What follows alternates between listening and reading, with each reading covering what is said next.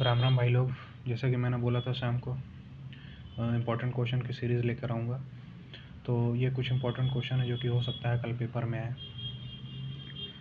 तो पहला number question है, derive and explain the concept of deposit multiplier and currency multiplier.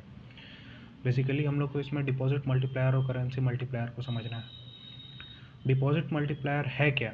Deposit multiplier simply इसका मतलब है कि how bank create money, bank पैसा मार्केट में कैसे क्रिएट करते हैं, यही है डिपॉजिट मल्टीप्लायर। इसके 3 टर्म्स हैं, reserve ratio, initial deposit, money creation process और टोटल डिपॉजिट। माफ़ करना, 4 टर्म्स है। रिजर्व रेशियो बेसिकली क्या है? रिजर्व रेशियो वो है, जैसा कि मैंने सुबह वाले वीडियो में एक्सप्लेन किया था, कि बैंकों को कुछ पैसा अपने उसमें रिजर्व करके रखना होता है। सारे पैसे को वो लोन नहीं दे सकते हैं। बैंक के पास अगर 100% अमाउंट है तो उसका 10% उन लोग को रिजर्व करके रखना होता है, ताकि बाद में अगर कहीं कोलैप्स वगैरह हो तो उसको रिटर्न कर सकें। इनिशियल डिपॉजिट क्या है? जो हम लोग पैसा कस्टमर डिपॉजिट करते हैं अकाउंट में डिमांड डिपॉजिट के तौर पर, वही इनिशियल डिपॉजिट है। तो मनी क्रिएशन होता कैसे है, इसको आप लोग समझिए, बहुत इंपॉर्टेंट है। यहाँ इस PDF से आपको हो सकता है ना समझ में आए, मैं आपको इजी वे में समझाता हूँ। मान के चलिए एक बैंक है HDFC। HDFC के पास 100 रुपये है, ठीक है। तो HDFC को 20 रुपये, उसका 10% मान के चलिए 10 रुपये, तो 10 रुपये HDFC को अपने पास रखना है रिज़र्व के तौर पर। बाकी जो 90 बचा उसमें से वो लोन दे सकती है, ठीक है। तो HDFC 10 रुपये अपने पास रखेगी, बाकी का 90 रुपये वो लोन के तौर पर देगी, ठीक है। जिसको उसने लोन दिया, किसी मान के चलो बिजनेसमैन या किसी व्यक्ति को लोन दिया उसने, तो उस बंदे ने पैसे बना के उसने अपने दूसरे बैंक ICICI में पैसे को जमा करा। तो अब ICICI के पास 90 रुपये बचे, तो ICICI क्या करेगी कि उसमें से अपना 10 रुपये निकालेगी।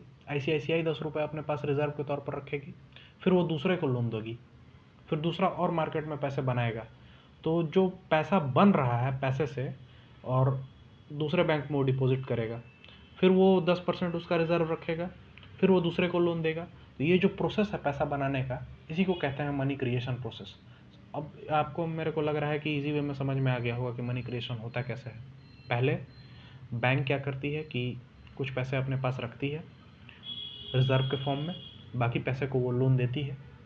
जो लोन देती है उससे कोई आदमी या कोई बिजनेसमैन पैसे बनाता है, फिर वो दूसरे बैंक में पैसे जमा करता है, फिर दूसरी बैंक कुछ पैसा अपने पास रखती है, फिर वो दूसरे आदमी को लोन देती है, फिर वो दूसरा आदमी फिर पैसे बनाता है, फिर वो तीसरे बैंक में पैसा जमा करता है। तो ऐसे मनी क्रिएट होता है, नया पैसा मार्केट में बनता है। समझ गए?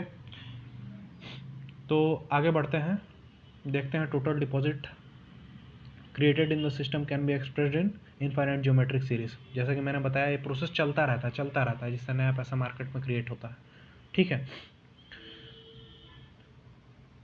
अब आगे है currency multiplier. Currency multiplier basically होता क्या है? इसमें भी 4 टर्म्स है। करेंसी मल्टीप्लायर, जो economy held in the bank, a portion of money supply exist as currency in circulation.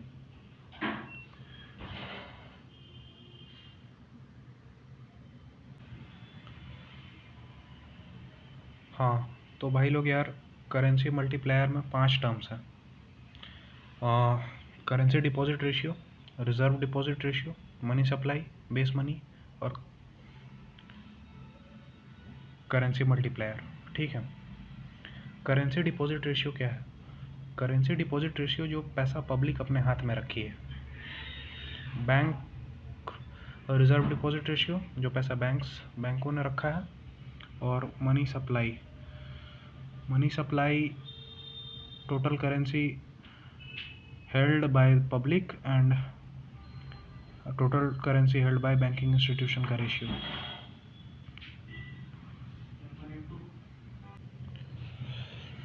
Money supply उसी का भाई रेशियो है, total currency held by public और total currency held by bank का। Base money हमने discuss कर रखा था सुबह वाले में भी। Currency multiplier, the ratio of base money the ratio of money supply to the base money का और मनी सप्लाई का बेस मनी का रेशियो, करेंसी मल्टीप्लायर।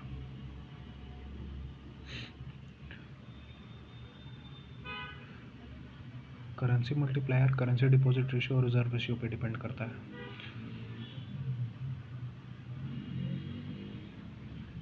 ठीक है, तो डिफरेंस क्या है इन दोनों के बीच में, डिपॉजिट मल्टीप्लायर और करेंसी मल्टीप्लायर के बीच में? Currency multiplier more realistic measure of money creation है, और डिपॉजिट मल्टीप्लायर जो है वो अज्यूम कर लेता है पहले ही कि सारा पैसा जो है बैंकों में डिपॉजिट हो गया है, जबकि ऐसा होता नहीं है। तो ये बेसिकली की डिफरेंस है करेंसी मल्टीप्लायर और डिपॉजिट मल्टीप्लायर के बीच में। Factor lending to financial crisis. तो फाइनेंशियल क्राइसिस के लिए कौन कौन से फैक्टर रिस्पॉन्सिबल होते हैं? पहला, excessive risk by financial institution. दूसरा, एसेट बबल बर्स्ट। तीसरा, high level of debt leverage, bank failures. और चौथा, bank failures and low confidence. पांचवा, ग्लोबल इम्बैलेंस। और छठा, पॉलिसी मिस्टेक्स। तो पहला क्या है? Excessive risk taken by financial institution, high risk loan provide करना जो कि ठीक नहीं है, उसके बावजूद लोन देना बैंकों के द्वारा, और ये मेन रीज़न है फाइनेंशियल क्राइसिस का। दूसरा, एसेट बबल बर्स्ट, जैसा कि अभी देखा था आपने अडानी क्राइसिस वाला, जिसमें करीब करीब एक हिंडनबर्ग की रिपोर्ट के बाद सारा का सारा शेयर्स डाउन हो गया। तीसरा, high level of debt leverage, ज़्यादा लोन डिफ़ॉल्ट का कारण। चौथा, bank failures and loss of confidence, जैसे आपने यस बैंक वाला केस सुना था, यस बैंक डूब गया क्योंकि जहाँ पे ग्रोथ नहीं है वहाँ पे अगर लोन्स प्रोवाइड करोगे तो फिर उसका रिटर्न्स नहीं मिलेगा, तो उससे बैंक फेलियर हो सकता है। ग्लोबल इम्बैलेंस, जैसे अभी रशिया यूक्रेन वॉर, या फिर इज़राइल हमास क्राइसिस, ऐसे रीजन्स की वजह से भी फाइनेंशियल मार्केट डाउन होता है, जिसकी वजह से फाइनेंशियल क्राइसिस हो सकता है। पॉलिसी मिस्टेक, गवर्नमेंट की पुअर रेगुलेशन पॉलिसी, जिसकी वजह से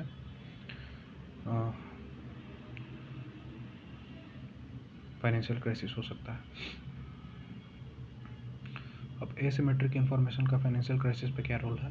तो asymmetric information basically adverse selection and moral hazard है। एडवर्स सिलेक्शन क्या है? When borrowers or investors with high risk are more likely to seek loan or funding because their true risk level is not fully observable. Adverse selection का best example है high risk loan, जो कि 2008 में सब prime mortgage crisis के द्वारा US में दिया गया था, जिसके कारण पूरी दुनिया पर इम्पैक्ट पड़ा था। मोरल हैज़ार्ड में टू बिग टू फॉल, 2008 में ही लेमन ब्रदर्स का कोलैप्स हुआ था, जिसको लग रहा था कि वो बहुत बड़ी कंपनी है, कभी नहीं गिरेगी, लेकिन ऐसा हुआ था 2008 में लेमन ब्रदर का कोलैप्स पूरी दुनिया में रिसेशन लेके आ गया था। इनकम्प्लीट इन्फॉर्मेशन और इम्प्लिसिट गारंटी पे लोन प्रोवाइड करना, यही मोरल हैज़ार्ड है। Breakdown of trust in lending. Breakdown of trust क्या है?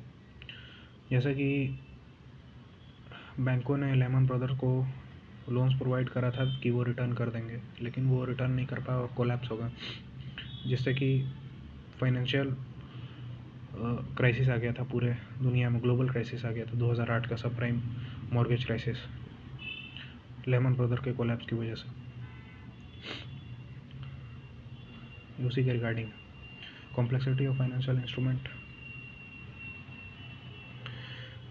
फाइनेंशियल मार्केट में फाइनेंशियल क्राइसिस आना फाइनेंशियल इंस्ट्रूमेंट की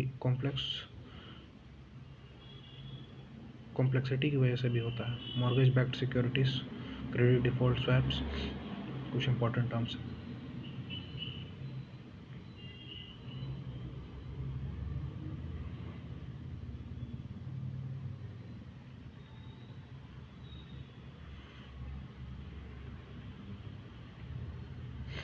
3 important point: poor credit allocation, risky behavior, a lack of trusted financial market, worsening crisis. देखते हैं base rate और marginal cost of funds based lending rate, इन दोनों के बीच में क्या डिफरेंस है। बेस रेट 2010 में इंट्रोड्यूस हुआ था, MCLR 2016 में इंट्रोड्यूस हुआ था, पहला डिफरेंस। दूसरा, बेस रेट एवरेज कॉस्ट पे लोन प्रोवाइड करता है, MCLR मार्जिनल कॉस्ट पे लोन प्रोवाइड करता है। तीसरा, बेस रेट लेस सेंसिटिव है और MCLR मोर सेंसिटिव है लोन्स प्रोवाइड करने के मामले में। चौथा, बेस रेट को अब ख़त्म कर दिया गया है, अब सिर्फ और सिर्फ लोन्स MCLR पर प्रोवाइड किया जाता है। बेस रेट पुरानी बात है, MCLR न्यू पॉलिसी है जिसके ऊपर लोन प्रोवाइड किया जाता है।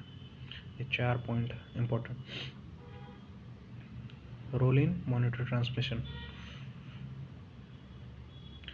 बेस रेट में जो चैलेंजेस थे उसको ख़त्म करके MCLR को इंट्रोड्यूस किया गया ताकि इन्हेंस्ड हो ट्रांसमिशन और लोन्स इजीली प्रोवाइड हो सकें।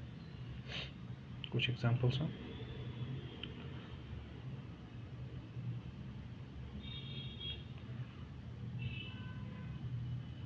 अब RBI के रिगार्डिंग, RBI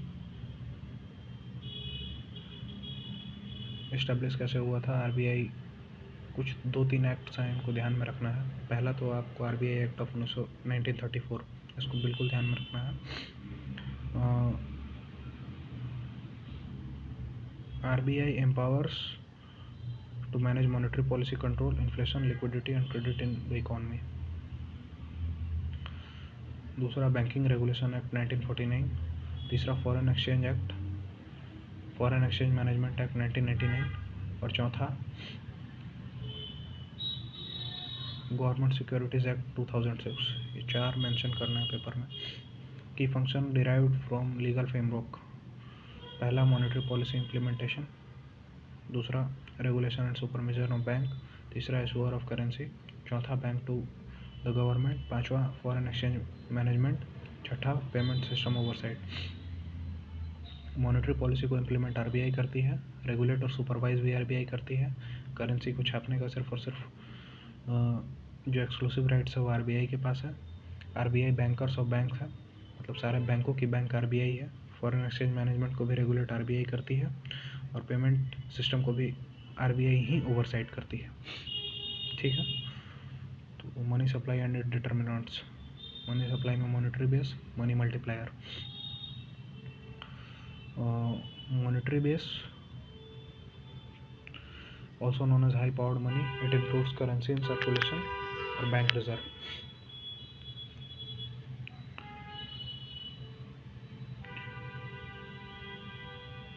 मनी मल्टीप्लायर,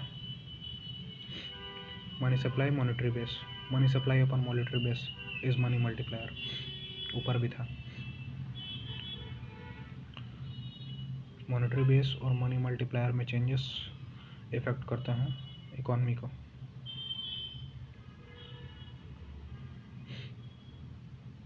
इसका प्रैक्टिकल एग्जांपल है डिमोनेटाइजेशन, नोटबंदी जो कि 2016 में हुई थी, रेपो रेट में एडजस्टमेंट और ओपन मार्केट ऑपरेशन।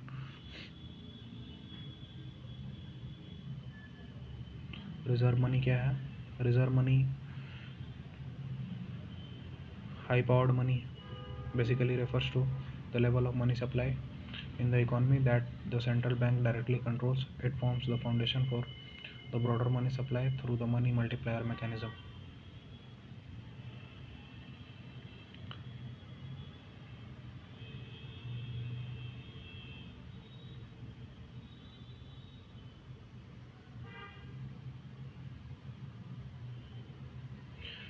इसका सोर्सेस है चेंज करने का रिजर्व मनी का। Net credit to the government, net credit to the commercial sector, net foreign exchange assets और currency issued by RBI। Summary है, net credit to the government directly increases और decreases reserve money. Net RBI credit to the commercial sector affects reserve money based on credit flow. Net foreign exchange assets changes due to the forex market operation. Currency issued directly adds to the reserve money, or liabilities and assets, miscellaneous items affecting reserve money. Practical example: forex intervention, open market operations, CRR adjustment.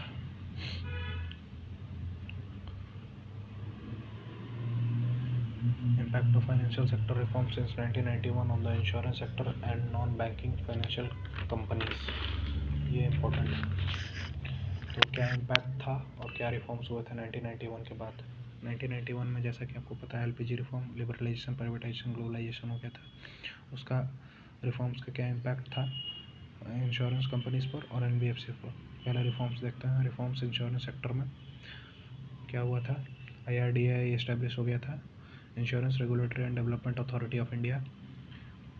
Privatisation and liberalisation हो गया था, product diversification हो गया था, technology and digitalisation हो गया था, deterring in non life insurance, और छठा rural and social obligation. Same non banking financial corporation का की रिफॉर्म क्या था, स्ट्रेंथन वो रेगुलेटरी फ्रेमवर्क, दूसरा डाइवर्सिफिकेशन ऑफ एक्टिविटीज़, तीसरा क्रेडिट रेटिंग रिक्वायरमेंट, चौथा डिपॉजिट रेगुलेशन, पांचवा systematically important NBFCs, harmonisation with bank, increased access to capital market और रोल इन फाइनेंशियल इंक्लूजन। इनका इम्पैक्ट क्या था। पहला इम्पैक्ट था इंश्योरेंस सेक्टर का, मार्केट में कंपटीशन इंक्रीज हो गया था, ग्रोथ बढ़ गया था, फॉरेन इन्वेस्टमेंट बढ़ गया था, इम्प्रूव गवर्नेंस एंड ट्रांसपेरेंसी बढ़ गई थी, गवर्नमेंट कंट्रोल बढ़ गया था और एम्प्लॉयमेंट बढ़ा था। एनबीएफसीज का क्या इम्पैक्ट रहा, क्रेडिट फ्लो बढ़ा, मार्केट में ग्रोथ बढ़ा, स्टेबिलिटी बढ़ी और फाइनेंशियल इंक्लूजन हुआ।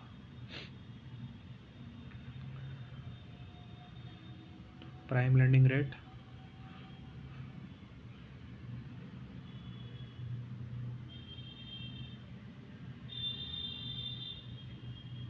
और बेंचमार्क प्राइम लेंडिंग रेट, इन दोनों के बीच का डिफरेंस क्या है। Prime lending rate basically large corporation को जो लोन्स प्रोवाइड किया जाता है उसके ऊपर जो रेट लगता है वही है prime lending rate. Base rate की तरह सर्व किया जाता है। जैसे कि अगर कोई बैंक वाला है जो कि किसी बड़े इंस्टीट्यूशन को या बड़े कॉरपोरेशन को लोन प्रोवाइड करना चाहता है तो प्राइम लेंडिंग रेट पे वो लोन प्रोवाइड करता है। ये नॉन ट्रांसपेरेंट भी है, बायस्ड भी है और इसमें डिफरेंट रेट्स भी चार्ज होता है, इनएफिशिएंट है और अनफेयर है। इसी को ख़त्म करने के लिए बेंचमार्क प्राइम लेंडिंग रेट लाया गया जो कि प्राइम लेंडिंग रेट को रिप्लेस करा है जिसने। ये ट्रांसपेरेंट भी है, फ्लेक्सिबल भी है। डिफरेंस क्या है दोनों के बीच में की डिफरेंस। पहला PLR 2003 के पहले का था, BPLR 2003 के बाद का। PLR में लैक ऑफ ट्रांसपेरेंसी है दूसरा, और BPLR में ट्रांसपेरेंट है। तीसरा PLR लिमिटेड है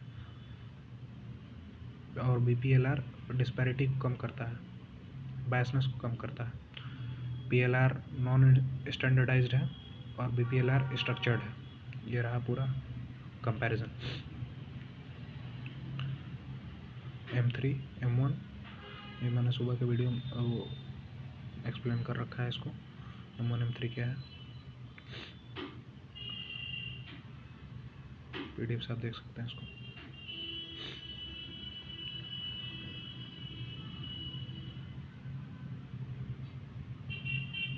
यील्ड कर्व ये इंपॉर्टेंट है, पेपर में आ सकता है।